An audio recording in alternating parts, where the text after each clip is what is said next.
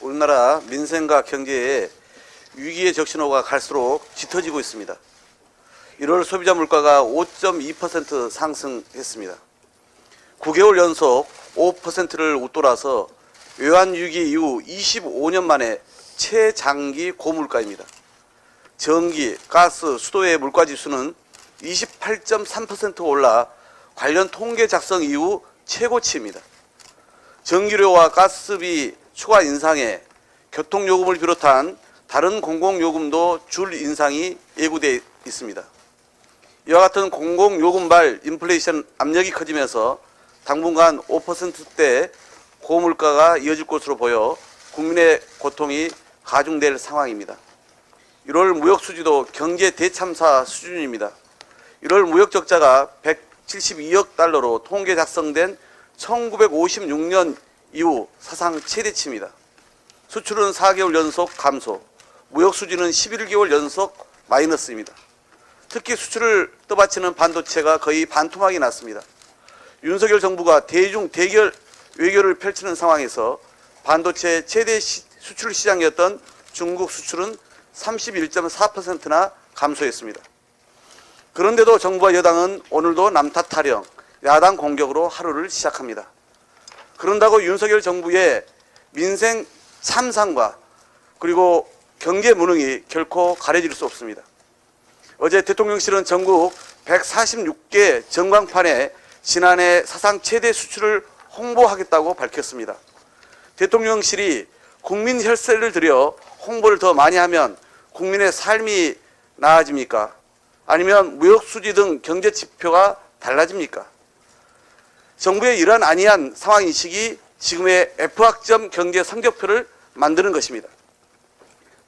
난방비 지원 대책을 위한 정부 여당의 당정협의는 대체 언제 하는 겁니까? 민주당은 민생에 여야가 따로 없다는 입장으로 난방비 등 지원을 위한 긴급 민생 추경, 행제세 도입, 개별 소비세의 탄력세율 확대, 난방비 소득공제 적용 등 다양한 민생 대책을 내놨습니다. 하지만 정부 여당은 지금까지도 묵묵부답입니다. 당장 어제 하겠다던 당정협의는 아직 날짜도 못 잡고 있는 실정입니다. 정부 여당이 우왕좌왕하는 사이 국민의 고통은 치약으로 치닫고 있는 것입니다. 이미 정부가 내놓은 대책도 구멍이 무성한 생색내기용 면피 대책입니다. 지역 난방을 사용하는 임대주택 10만 가구 그리고 자영업자나 소상공인은 혜택을 전혀 받지 못하고 있습니다. 더구나 난방비 추가 지원에 들어갈 3천억 원은 내년 가스요금에 반영한다고 하니 이는 더 이상 정부 지원을 기대하지 말고 각자 도생하라는 뜻으로 읽혀집니다. 2월은 더 큰 난방비 폭탄이 예고되어 있습니다. 민주당의 민생위기 극복을 위한 초당적 제안을 야당 정책이라며 묻지마 겁으로 일관한다면 국민 고통만 키울 뿐입니다.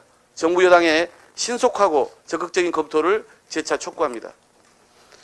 민주당은 어제 원총회를 열고 이태원 참사의 책임을 물어 이상민 행정안전부 장관의 탄핵을 소추하는 방안과 주가 조작 의혹을 가진 김건희 여사의 특검을 추진하는 방안을 놓고 소속 의원들의 허심탄회한 의견을 들었습니다. 어제 의총에서의 심도 있고 풍성한 논의가 향후 당의 대응 방침과 추진 동력을 만드는 데 큰 도움이 될 것이라 평가합니다. 국민의 뜻을 받들어 재난관리주무부처장인 이상민 장관의 책임을 분명히 묻고 재판 과정에서 새로운 정황과 사실이 확인된 김건희 여사의 수사를 반드시 받게 하자는 데는 그 어떤 이견도 없었습니다. 다만 이상민 장관 탄핵 소추의 추진은 참석 못한 의원들의 의견까지 더 수렴해서 최종 결론을 내리기로 한 만큼 조속히 그 과정을 밟아 당의 공식 입장을 정리하겠습니다. 윤석열 대통령의 참사 수습, 법적 책임 규명, 특수본 수사가 우선이라는 말은 모두 시간 벌기용임을 알면서도 유가족과 생존자들은 계속 기다려왔습니다. 그러나 대통령은 이상민 장관이 책임 회피성 망언을 일삼고 국정조사에서 유증하는 동안에도 제 식구 감싸기에만 바빴습니다. 국회에 해임 건의하는 숙고도 않고 계속되는 국민의 문책 요구에도 무시로 일관하며 참사의 책임자인 이상민 장관에게 종합대책까지 만들게 했습니다. 용산의 문은 유가족들에게 굳게 닫혀 있고 재난안전관리에 실패한 장관은 선진 재난안전관리 시스템을 배우겠다며 해외로 주랭랑 쳤습니다. 참사 희생자 유가족들은 참사 발생 100일을 앞두고 윤석열 대통령의 사과를 촉구하며 159배의 절을 올렸습니다. 유가족들은 대통령에게 피해자의 참여를 보장한 진상규명 등을 요청했지만 대통령실은 이를 제대로 보지도 않았다고 분노했습니다. 지금 이 책임을 묻지 않는다면 참사는 언제든 다시 일어날 수 있습니다. 유가족의 바람 역시 잘못한 책임자를 처벌하여 다시는 이런 참사가 발생하지 않게 하는 것입니다. 이상민 장관의 문책은 국민과 유가족 생존자의 준엄한 명령이고 요구입니다. 민주당은 국민의 뜻을 받들어 반드시 이상민 장관의 책임을 묻겠습니다. 이상입니다.